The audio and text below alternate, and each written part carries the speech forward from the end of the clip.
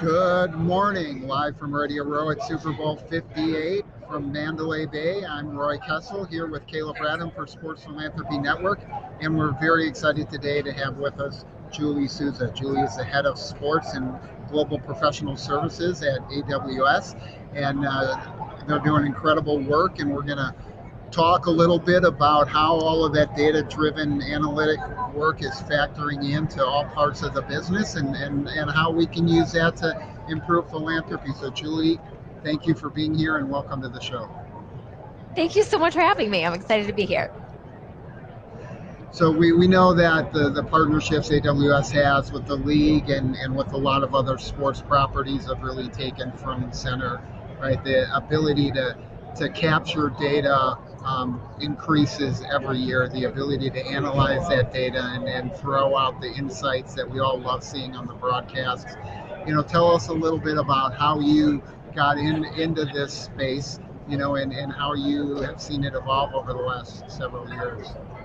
Yeah, sure. I mean, I think it's really exciting. I'm obviously biased in that, but look, I love the data that's coming out of sports because I think it can equalize a lot of things, right? And I think it has so many different use cases. And to put it in perspective, when I was a kid growing up as a sport, the raw data of sport was box score, right? Like you could see that and understand it. Now and I was mentioning this earlier, like we're collecting 300 million points of data per season with the NFL, right?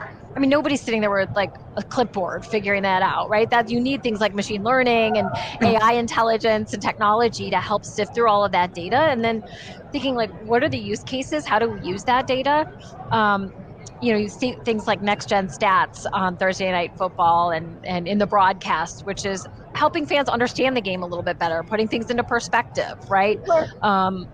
So I think that's good. It's helping drive engagement and interest and knowledge. And I fervently feel like if you are smart about what you are watching, you will watch more of it. So the league is going to like that, right? But on the other side, this data, we're using it for player health and safety too, right? And Kayla, we were talking before this how the trickle down effect of that, the innovation that the leagues are putting in player health and safety, that this data is helping them uncover, and it can trickle down into the amateur level, collegiate level, and so on. So I think there's a lot of really good value from that. So I think like Moneyball, yes, multiplied 100x. But what I love about what you're doing, Julie, and I'd love to speak with you about this. Everybody wants to be a pro athlete. And we know that the number of kids who even make it to the collegiate level are like this big. Pro sports are this big. My message is always like, you don't have to be a pro athlete to work in sports. Looking at you as an executive woman in sports, using your knowledge, your intellect. Can you just provide a little hope and possibility for every high school kid, college kid out there who says, man, I'd love to work in sports. I'm smart, but I'm not all that athletic.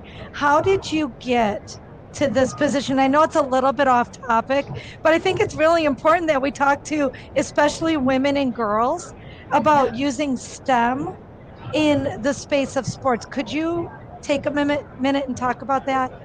I could take like 4 days and talk about that. I love you. We can be friends. Yes, we are friends already. I thought we were. The game kicks off in about 72 hours, so you're going to be limited on time. Limited to a minute. I got it. No, I think what you're saying is exactly right. There's a way to participate. And a lot of people call me too, like, oh, you work in sports. I would love to work in sports, right? Well, you don't, to your point, you don't have to be a professional athlete or even a collegiate athlete, right? You can cover sports in so many different ways. And there's STEM, but there's also journalism and philanthropy and all of things that you could do to have a positive impact there. I have a business background and I worked in technology earlier in my career. And I think it's important to just, what's your superpower? What are you passionate about functionally is what I tell people, right? Do you love data science? Do you love, producing content, right? And then find ways like what are the cutting edge innovation things that are happening in that space, embrace that and lean into your functional superpower, because I guarantee in most cases that will also be relevant in the sports landscape, right? So, I mean, if you look at Arch Manning right now, right? Phenom, collegiate, he's majoring in data science.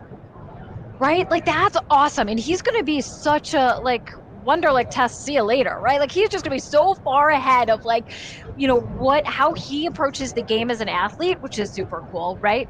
But I love seeing women in this space of technology and STEM and all of that and using those superpowers to help elevate the game. And I mean, I don't want to be one of a few. I want to be you know, I want to be one of very, very, very many. And anything I can do to get more people up there and doing it, like bring it. I'm here for it.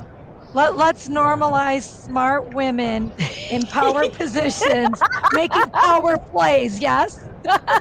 Amen. Amen. It wasn't that long ago for Kayla to be wanting to be involved in that. I'd love to have you share your Oh, I Yeah, love sure. it. So I'll just be really transparent and I want to make this all about you.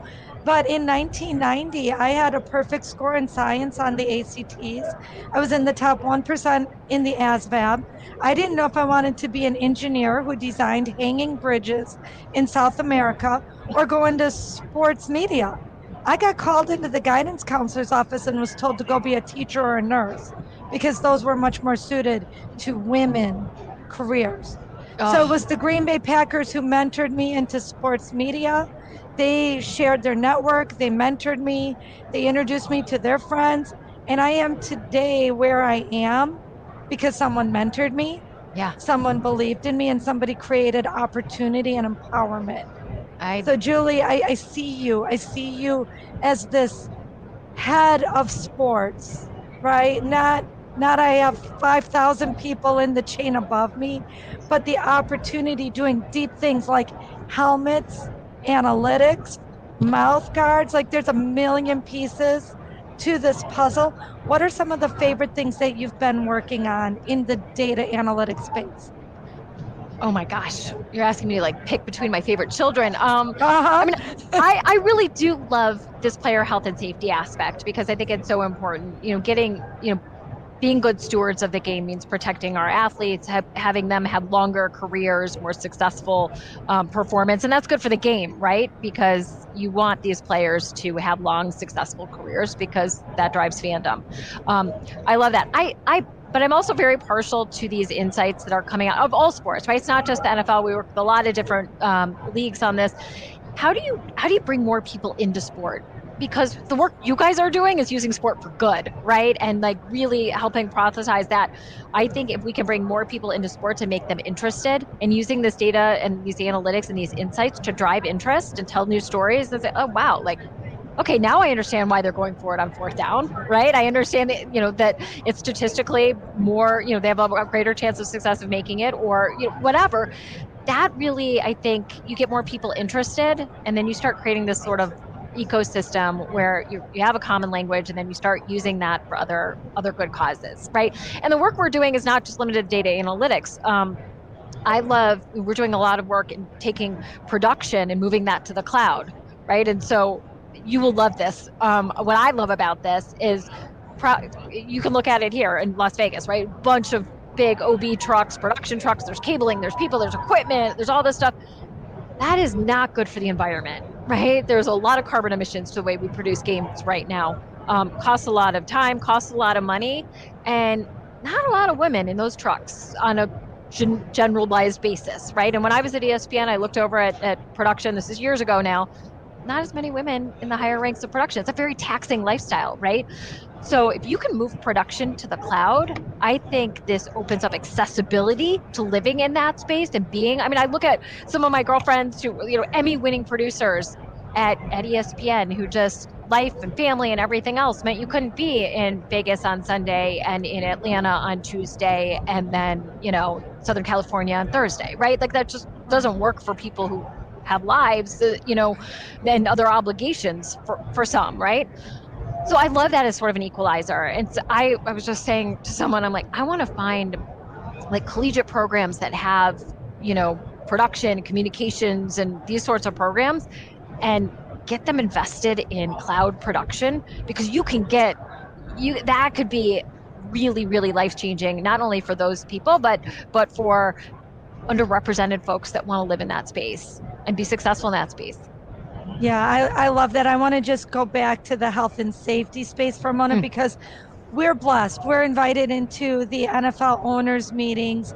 We're invited into these very niche spaces that a lot of people don't get access to. So when we're meeting with the health and safety committees and we're hearing what the plans are for the new season and we're talking guardian helmets and mouth guards and no touch and we talk about this a lot, how we're so amazed. Yes, the NFL is a $17 billion business.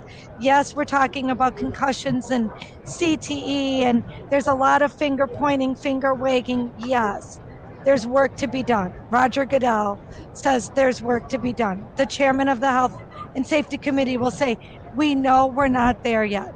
We understand it's not moving fast enough. We own it's not moving fast enough, but we are working diligently to create health and safety through AI, using data to gather the metrics to do better. We are so proud of the NFL and the team for the things that we see firsthand behind the closed doors. Look at the Damar Hamlin incident. The NFL handled that beautifully. The fact that he's alive, kudos to the NFL. I know, Roy, you and I talk about that quite a bit. Yeah, I mean, you think about if he had been almost anywhere else in the world, right, including this room, and that happened, right? You've got a clear space with access for first responders to get there and get to him very quickly, right? You look around this room and imagine if that happened to one of us right now, how quickly would somebody get here? It would be a matter of minutes, but that would probably be too late. And so that, it's really impressive, and continuing to grow. And we've got some great opportunities that we see as we partner around the country with different organizations on how to use that data, because the impact, when we talk about creating that social impact, right, it's not just necessarily about putting more kids on the field or more balls out there for kids to play with. It's how do we change lives, and how do we measure that in a meaningful way, so that it's not just by participation numbers. You talked about Project Play earlier, and obviously they do a lot of that analysis as well. So, we love the work that you're doing. We want to thank you for coming on and being with us. On behalf of Kayla Bradham, I'm Roy Kessel, Sports Philanthropy Network, thanking Julie for joining us today. We want to thank our viewers and listeners for being part of our broadcast, and would like to remind everybody to live generously. Thank you. Thank you, Julie.